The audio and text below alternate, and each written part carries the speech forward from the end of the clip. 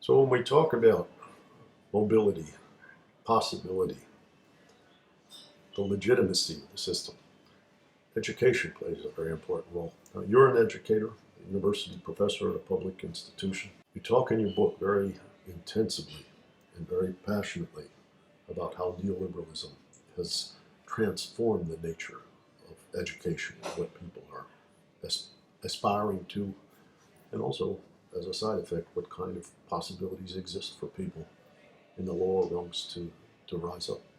How is this manifest? There's a very long story here, and I'll try to make it reasonably brief. Um, I think it's important to start with a recognition that one of the extraordinary things that the United States did in the 20th century was expand public higher education in ways that were just unimaginable from another time and from any other place in terms of how many people had access to it and what it was trying to do.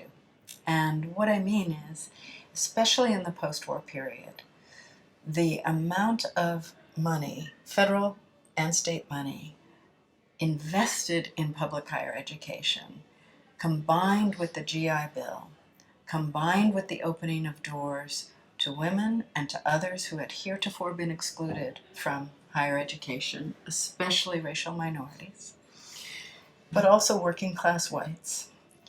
What this did was essentially make the United States a model for the world. And I rarely speak about the US this way because it was a century that was also dreadful in other ways for the United States in terms of imperial things and in terms of many other endeavors. But on higher education, it was truly a model and a golden age.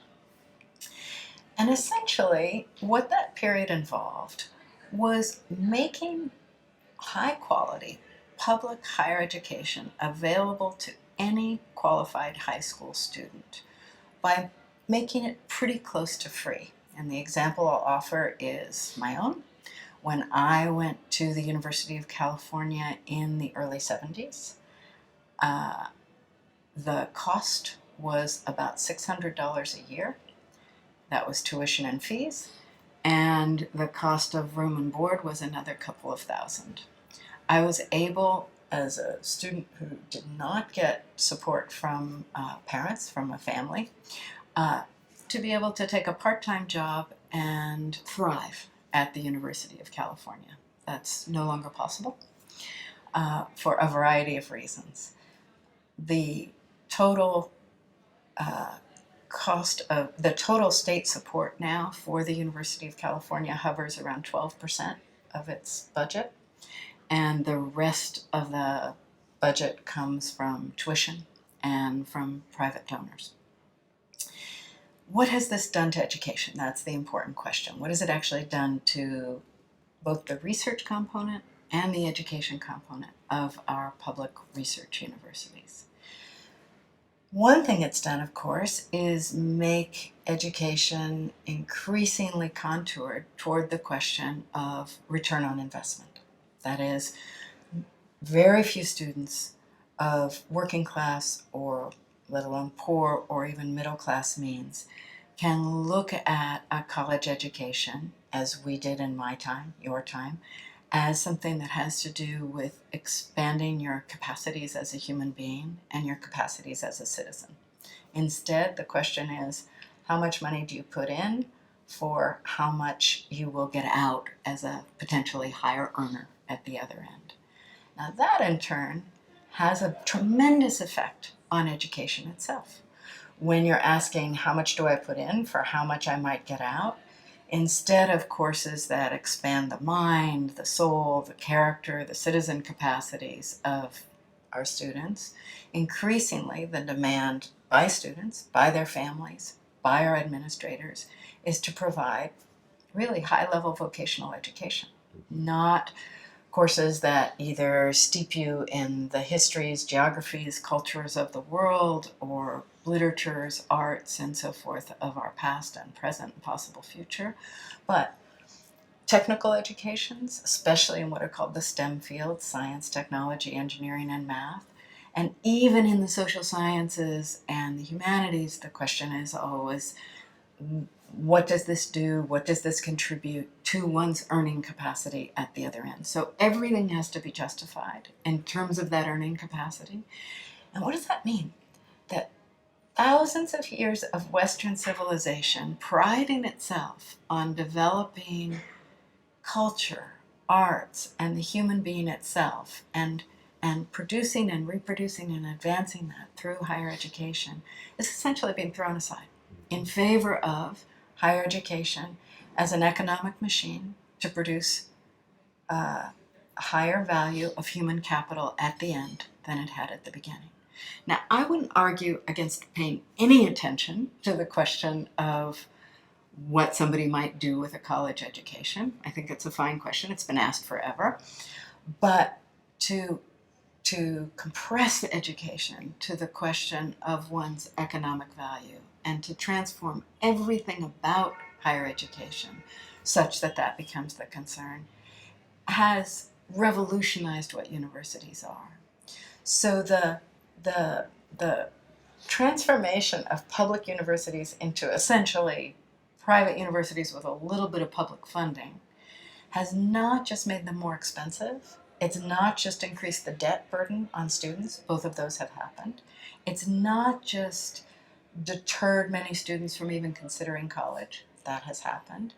It's also transformed what universities themselves are from places where society, culture, citizenship, and democracy are produced, and transform them instead into economic machines for producing human capital at the other end. That's the education end. Now I'll just say a little bit about research.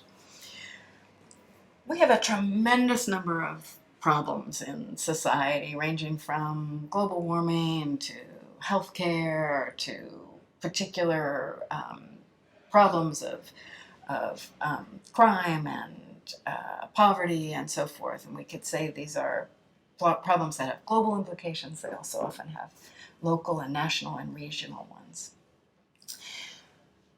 Once research in universities is almost fully funded by corporations, by private donors, and by funds that in one way or another are attached to economic outcomes, it becomes harder and harder to research what we could call public problems with public solutions.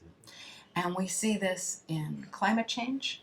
One place we really see it clearly is in healthcare. I'll give you a concrete example. There is far more funding at the Harvard University School of Medicine for drugs related to insomnia and anxiety than anything related to Ebola or HIV/AIDS.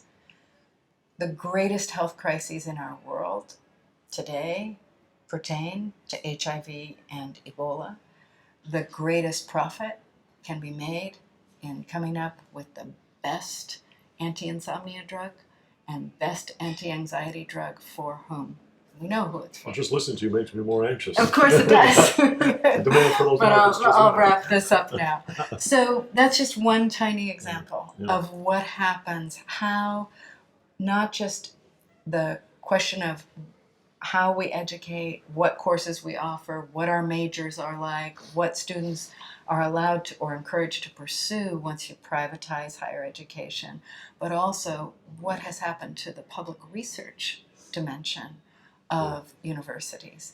And increasingly what universities are now as research institutes is inexpensive, mildly publicly subsidized research arms for corporations. You see this in agribusiness, you see it in health, you see it in a variety of other domains. And as a result, markets notoriously underprovide public goods. Exactly. So the quality of democracy or the spectrum of research agendas that, quote, can be afforded Exactly.